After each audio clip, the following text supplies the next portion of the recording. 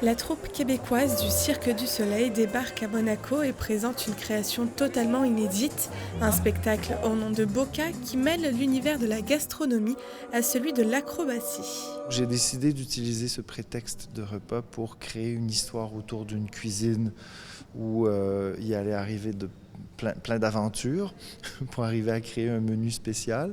Et c'est drôle parce que quand les gens du casino ont entendu ça, ils ont dit nous, on va demander au chef qui prépare le repas avant le spectacle de réagir à votre menu que vous allez créer sur scène après le repas. Donc, il finit par avoir des liens entre ce que les gens vont manger et ce que nos cuisiniers vont préparer sur scène durant le spectacle.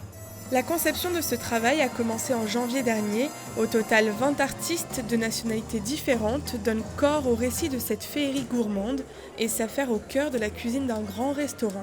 Une histoire courte serait de dire qu'il y a une propriétaire de restaurant qui est très caractérielle, qui met à la porte son chef et met au défi une jeune chef de l'impressionner en 1 heure. Donc durant 1 heure, on va suivre Geneviève, qui est le nom du personnage principal, qui va créer des plats durant toute 1 heure à l'aide de ses amis acrobates, qui sont en fait des cuisiniers.